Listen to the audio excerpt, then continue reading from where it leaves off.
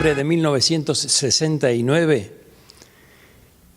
es un hito histórico para la provincia de Entre Ríos y para la provincia de Santa Fe, para la capital de Entre Ríos, Paraná, y para la capital de Santa Fe, la ciudad de Santa Fe, para los gobernadores de aquel momento, que ya vamos a llegar al tema central que es, se finalizaba y se inauguraba el túnel subfluvial en esa fecha, llamado en una primera instancia Hernandarias, y después cambió el nombre, Silvestre Beñi, Raúl Uranga.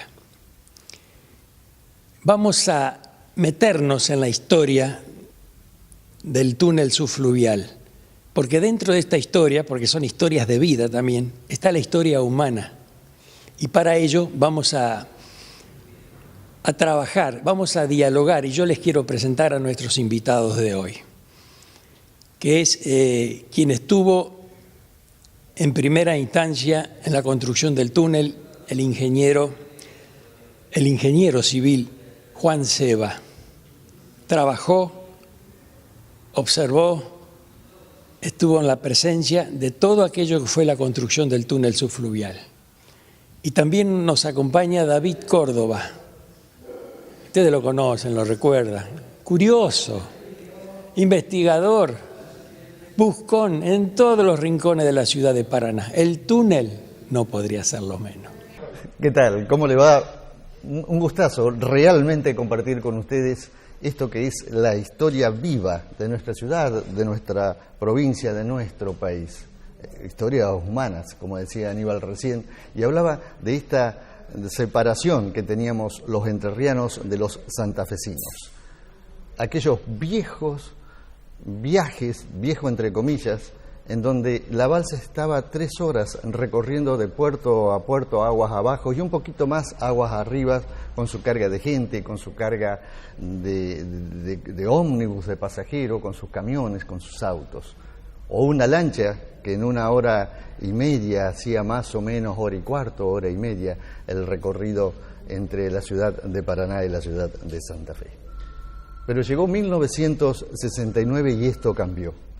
Esto había empezado antes. Allá por 1911, el legislador Eguiguren había presentado un proyecto sobre un puente que uniese las provincias de Entre Ríos y de Santa Fe.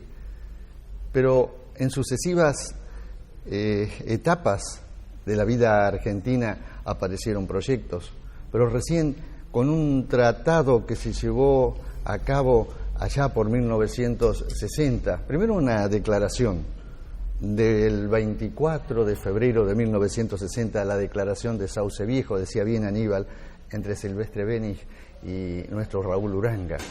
Y luego ese mismo año, un 19 de junio del 60, se firmó el tratado y ahí arrancamos con esto que fue el túnel. Y un gusto estar con el ingeniero civil Juan Ceva, que él de esto sabe un montón. Ingeniero, ¿cómo le va? Un gustazo tener cerca a alguien que estuvo en la responsabilidad de esto, de ir haciendo el túnel. Su memoria de aquellos años, porque se llamó a licitación internacional en 1956, previo a que se hiciese la firma de los respectivos tratados, pero esa construcción que se empieza en el 60 tenía 3 empresas que se hicieron cargo del proyecto. Una alemana, una italiana y una empresa argentina. OTIF para Alemania, y usted me nombrará las otras. Sí, Sailaf era la proyectista, que era la argentina. Argentina entre comillas. ¿Por qué? Porque estaba constituida por 2 ingenieros alemanes, uno de apellido Alger, y quizá vos te acuerdes del otro apellido, no me acuerdo yo. Alger era uno de los alemanes, que fueron los idearios. Estos alemanes, después de la guerra, quedaron en Alemania, los yanquis, y los agarraron a todo lo que pudieron y se repartieron por todo el mundo. Y estos, Perón los recuperó y los trajo, y muchos más eran, estos estaban en ese montón que vinieron en esa época, después de la guerra.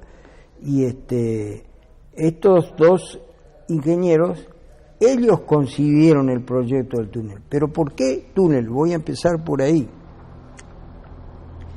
¿Por qué no puente? El puente es mucho más barato que un túnel. Hacer un túnel es una aberración económica comparado con el valor de un puente. Y entonces, ¿pero qué pasa? Acá entra la nación. La nación siempre pateó en contra de la provincia, más en esas épocas. Primero porque decían, como el Brasil puede atacarnos en cualquier momento, no hay que hacer puente ni unirnos nada. Entonces la Mesopotamia, como vos bien dijiste, quedaba aislada, estábamos totalmente aislados. Entonces con el cuento de que Brasil nos atacaba. Entonces pasa todo ese tiempo y ya en el año 1888 un ingeniero correntino, un diputado correntino presenta un proyecto de túnel, 1888, un proyecto de túnel, de varios túneles, Chaco Corriente, Reconquista Vera, Paraná, Santa Fe, no sé, creo que había un cuarto también. Y entonces, 1888, entonces él lo concibe de chapa metálica gruesa, túnel también cilíndrico, muy parecido a este de 10 metros de diámetro, pero claro, para que pase solamente el ferrocarril. Entonces lo concibió un cajón gigante. Yo tuve el proyecto en la mano cuando inauguramos el túnel. Un muchacho técnico Busaferri que trabajaba en nuestro equipo tenía el suegro que habían armado el colegio de odontólogos recién en esa época de acá de Entre Ríos, y el colegio de odontólogos de Corrientes le regala ese proyecto como agasajando a los entrerrianos con un túnel entrerriano. Ahora, el tema del puente. Corrientes inaugura su puente en 1973 recién. Nosotros estamos en 1960. La tecnología de esa época hacía imposible la construcción de un túnel, de un puente, perdón. Era una cuestión política. Los porteños, no quiero decir una mala palabra, santos varones que siempre nos dejaron afuera, ellos eran los dueños del país y siguen siendo hoy. ¿Por qué? Porque yo soy artiguista. Porque Artigas se dio cuenta en aquella época de que Buenos Aires era una maldición dejarle. Está bien, era el puerto, y en esa época todo salía y entraba por ahí. Pero bueno, de ahí arranca el mal. Entonces, los porteños, venía en el 88, eso, va el diputado a Buenos Aires y le dicen no. Después va otro proyectista, que no me acuerdo quién, con un puente, van a Buenos Aires. Entonces la Presidencia de la Nación pasa a Vialidad Nacional. ¿Vialidad Nacional qué? Todo porteño. Ahí está lo que se jodan. Hablábamos de tres empresas que se presentan. Más realidad fue ese llamado internacional de 1956. La licitación la ganan estas empresas. Sí. La Vianini, que era la italiana, que tenía la draga. Eso le iba a preguntar, ¿cuál era la función de la Vianini y de la Ostif? Bueno, el proyectista era Sailab, que hizo el proyecto, pero por concurso, todo bien en orden, hicieron en esa época, el llamado concurso, todo lo gana estos hombres y diseñan el túnel. Sailab estaba muy emparentada, porque alemanes con la empresa alemana. Y entonces Sailab hace el proyecto. Vianini, una empresa italiana que se dedicaba a hacer draga allá en Egipto, en el canal de Suez, todo eso trabajaron ahí. Me contaba el capitán de la draga después a mí. Y pone la draga.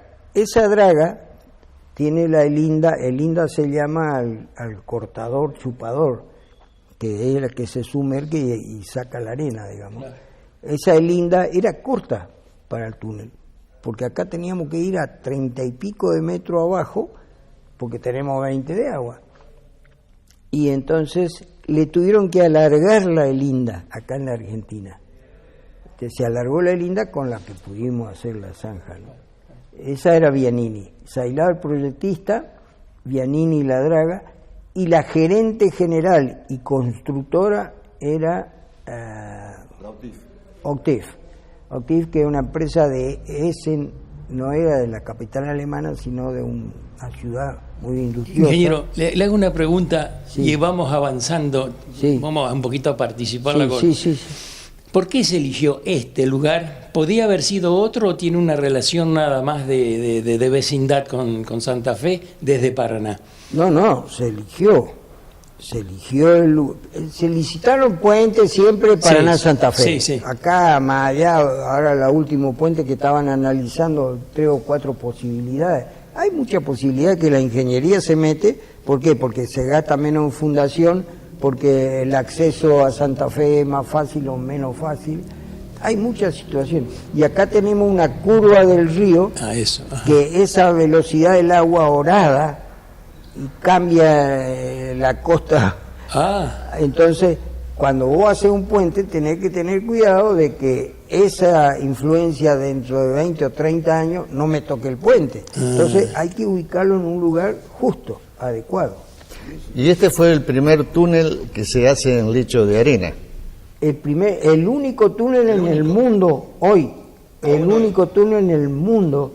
Hasta los alemanes tuvieron que aprender cómo era el tema arena, porque todos los otros túneles están, no sé si alguno encima u otro en la roca excavada. En Europa hay muchísimos túneles, todo en roca. Entonces ahí la ingeniería no tiene problema, analiza la roca, no tiene fisura. Bueno, acá pasamos con el tren. ¿Y acá lo que se buscó qué fue? ¿Algún asentamiento más seguro? Porque no había roca. No, político. ¿Político también? Claro, porque como Buenos Aires demoraba, que si te hago o no te hago el puente, ya pasó el Cuco de Brasil, pero no te lo hago, la vialidad nacional y los porteños. Y entonces el lecho de arena es propiedad de las provincias, es decir, y el agua y el manejo del agua es propiedad de la nación. De la nación, sí, es decir, como el puente toca el agua o pone la base en el agua, entonces la nación tiene que intervenir. Uranga es el genio, Uranga es el hacedor del túnel. Sí. Sale afuera y le dice: mirá, Silvestre, yo al túnel lo hago con 5 centavos que le voy a sacar a la lechuga en Entre Ríos, no sé de dónde, pero todo el mundo va a pagar 10 centavos de impuestos, y así fue. Así fue. Pagamos impuestos.